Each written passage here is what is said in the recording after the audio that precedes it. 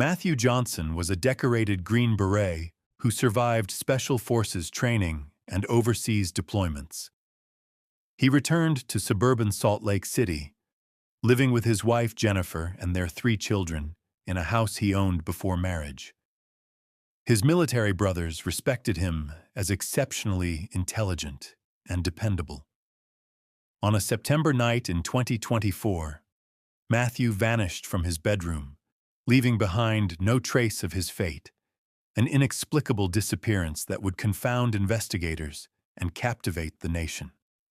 Jennifer Gledhill was born in February 1983, though virtually nothing is publicly known about her childhood, education, or family background before meeting Matthew. She maintained an unusually close relationship with her parents, Thomas and Rosalie, who appeared at her home days after Matthew's disappearance. On the surface, she seemed an ordinary suburban mother of 3, driving a minivan and appearing in happy family photographs. Beneath this surface, her marriage was quietly disintegrating. Before Jennifer, Matthew served as a Marine and then joined the Utah National Guard's 19th Special Forces Group for 12 years. His first marriage to Crystal Peterson ended quietly in 2007. He shared a Cottonwood Heights house with fellow soldier Kevin Thompson before Jennifer moved in.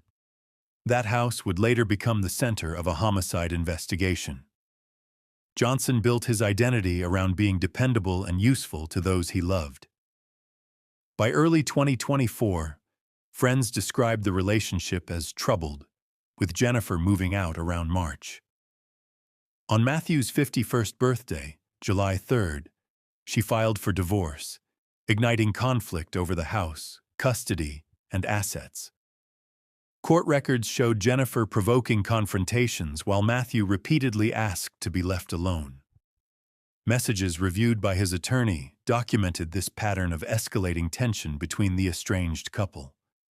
Jennifer obtained a temporary protective order against Matthew on August 21st, but a commissioner declined to make it permanent on September 16th, describing both as confrontational. She had begun a secret relationship with another man who would become the prosecution's key witness. Around this time, she requested $13,000 from her father and his credit card. 5 days later, Matthew was dead. On September 20th, Jennifer told police she and Matthew drank whiskey, had sex, and argued after he confronted her about her affair. Prosecutors presented a different version through the informant, who said Jennifer confessed to shooting Matthew in the head with his Glock while he slept. She destroyed his phone, moved his truck away, placed his body in a rooftop container, and loaded it into her minivan. Surveillance showed Matthew's truck parked a third mile from home at 6:15 a.m. on September 21st, with his phone inside. Jennifer's cell data revealed a 2.5-hour gap on September 22nd as she traveled north into Davis County, the window when she allegedly buried Matthew. She disposed of a mattress, pillows, and a rug at a separate location, items later recovered using her phone location history. At 10:37 p.m. on September 22nd, Jennifer spent 30 minutes meticulously cleaning her minivan at a car wash. She then drove to the informant's residence, emotionally distraught, and confessed everything while discussing suicide or fleeing. He doubted her initially, but began secretly recording their calls. She sent messages claiming she had cleaned the house and that the problem was no longer an issue.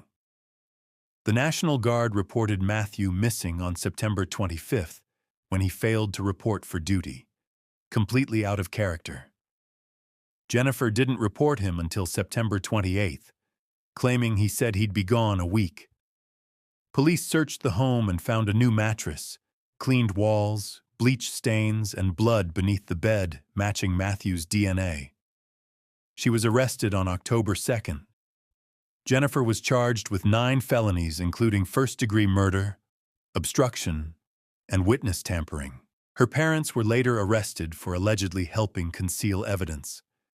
The cargo container surfaced in a wetland with Matthew's blood, though his body and the murder weapon remain unfound. Jennifer pleaded not guilty, with her defense noting the lack of a body. Jury selection is scheduled for December 2026.